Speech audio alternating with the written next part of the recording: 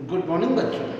12th class student, जैसा कि आप लोग जानते हो कि हम लोग इस समय केमिस्ट्री में कोऑर्डिनेट कंपाउंड पढ़ रहे हैं। तो कोऑर्डिनेट कंपाउंड में हम लोग नॉमिनेट लेक्चर सीख रहे हैं। तो नॉमिनेट लेक्चर सीखने से पहले हम लोग जो कोऑर्डिनेट कंपाउंड होते हैं, जो कॉम्प्लेक्स कंपाउंड होते हैं, उनकी में सेंट्रल एटम मेटल की हम लोग ऑक्सीडेशन किस प्रकार से निकाल सकते हैं। तो आज हम लोग आज के वीडियो में हम लोग कुछ कॉम्प्लेक्स कंपाउंड है उनकी ऑक्सीडेशन संख्या जो है वो निकालना सीखेंगे। तो कुछ एग्जांपल हम लोग करते हैं। चलिए, तो सबसे पहले हम लोग देखते हैं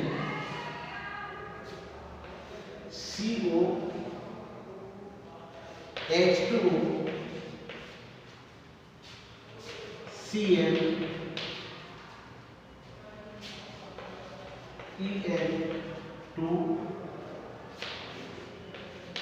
यहाँ पर बच्चों हमारा जो सेंट्रल मेटल जो एलिमेंट है वो है आपका कोबाल्ट, और हम लोगों को यहाँ पर कोबाल्ट की ऑक्सीडेशन स्टेट ज्ञात करनी है।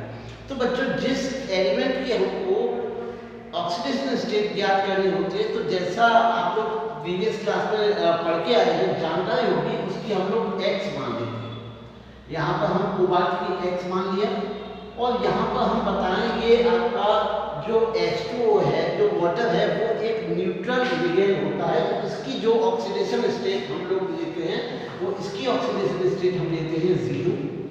Cn की -1 प्लस ये आपका जो En है, En है आपका इथेन 1,2 डाइएमिन। इसको हम लोग शॉर्ट में En करके लिखते हैं। ये भी एक प्रकार से हम कह सकते हैं ये एक न्यूट्रल लिगेंड होता है। इसकी भी ऑक्सीडेशन संख्या हम लोग 0 मानते हैं +2। तो इस प्रकार से हम लोग देखते हैं X 0, ये आपका -1 0 इज इक्वल्स टू +2। तो X इज इक्वल्स टू +2, उधर +1 इज इक्वल्स टू +3। तो यहाँ पर आपकी जो कोबाल्ट है, कोबाल्ट की जो ऑक्सीडेशन स्टेट होगी वो कोबाल्ट की ऑक्सीडेशन स्टेट +3 हो जाएगी। चलिए और एग्जांपल करके हम लोग देखते हैं।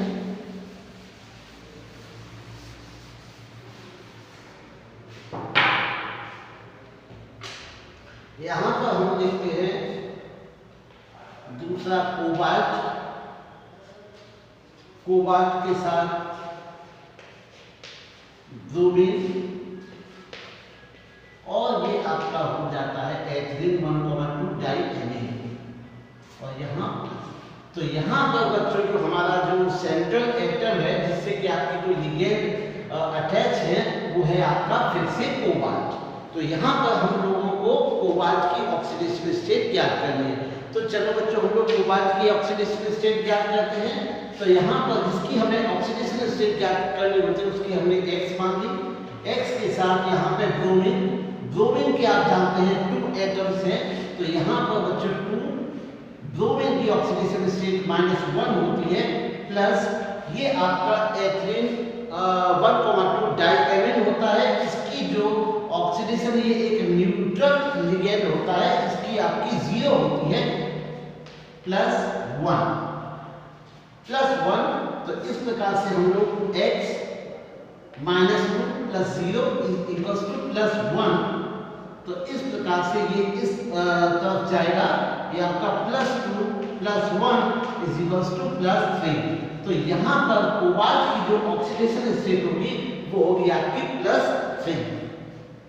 तो उम्मीद है बच्चों को समझ में आया होगा। तो आगे हम लोग एक और एग्जांपल देखते हैं। हम लोग देखते हैं आपका प्लेटिनम Cl4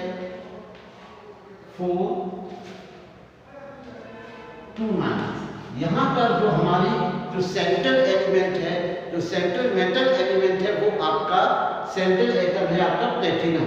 और प्लेटिनम से जुड़े हुए आपके लिगेंड हैं आपके क्लोरीन के। तो चलिए हम लोग यहाँ पर जो प्लेटिनम की ऑक्सीडेशन स्टेट ज्ञात करेंगे।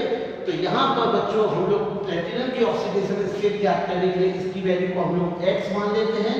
यहाँ पर आपका प्लस ये क्लोरीन के जो एटम है वो 4 है, इसके साथ ऑक्सीडेशन स्टेट इसकी -1 होती है इज इक्वल्स टू -2 तो x -4 is equals to -2, x is equals to 4 -2 तो x इज इक्वल्स टू +2।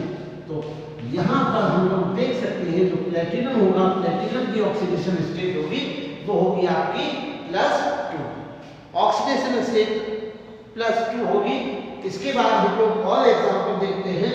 यहाँ पर हम लोग देखते हैं पोटेशियम K3 FeCl6, ये आपका फॉर्मूला है आपका पोटेशियम फेरोसाइनाइड का। तो पोटेशियम फेरोसाइनाइड में हम लोग फेरस का या आयरन का हम ऑक्सीडेशन स्टेट ज्ञात करने का प्रयास करेंगे। तो चलिए हम लोग स्टार्ट करते हैं। तो यहाँ पर हम लोग जानते हैं जो पोटेशियम होता है, पोटेशियम की ऑक्सीडेशन स्टेट +1 होती है। तो यहाँ हम लोग +1 + x +6 -1 इज इक्वल्स टू, इसके ऊपर चार्ज नहीं है तो आपका 0। तो यहाँ पे हम लोग 3 + x - 6 इज इक्वल्स टू 0। तो x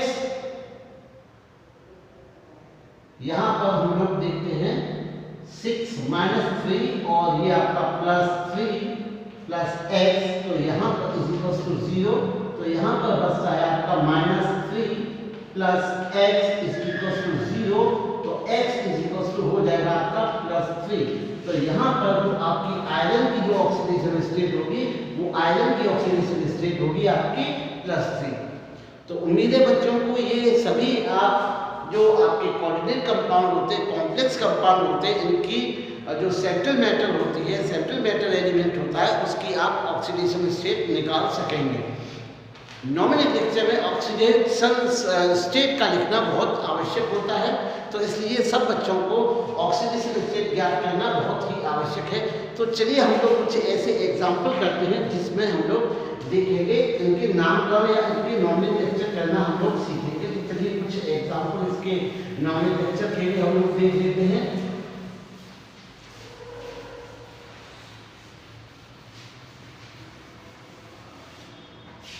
जी, तो चलिए हम लोग देखते हैं, एक एग्जाम्पल देखते हैं। हम एक एग्जाम्पल लेते हैं जैसे जिंक है, जिंक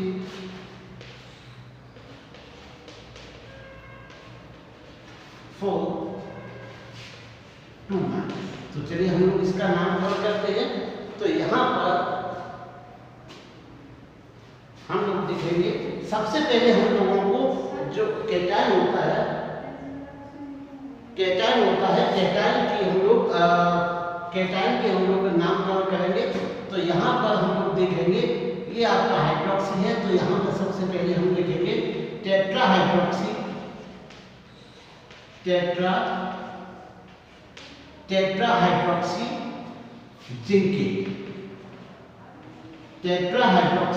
जिंकेट। अब हम लोगों को जिंक की यहाँ पर ऑक्सीडेशन स्टेट मेंशन करनी पड़ेगी। तो चलिए हम लोग देख लेते हैं यहाँ पे जल्दी से जिंक की ऑक्सीडेशन स्टेट कितनी है।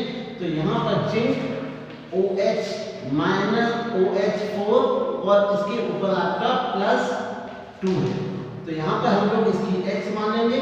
तो इसकी आपकी +4 - 1 इज इक्वल्स टू +2। तो X -4 इज इक्वल्स टू +2। तो यहाँ पर आपका x यहाँ पर आपका -4 ये आपका, तो इस प्रकार से यहाँ पे इसकी ऑक्सीडेशन स्टेट हो जाएगी वो आपकी +2 हो जाएगी। तो यहाँ पे हम लोग इसको लिख सकते हैं हाइड्रोक्सी जिंकेट +2। तो इस प्रकार से हम लोग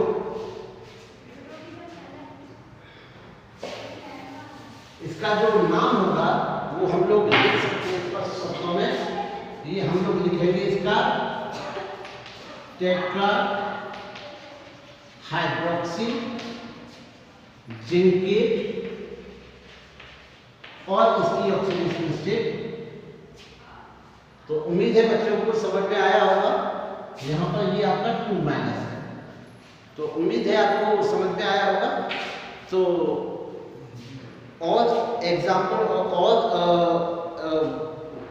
न्यूमेरिक लेक्चर एग्जाम्पल के साथ हम लोग प्रस्तुत होंगे अगले वीडियो में।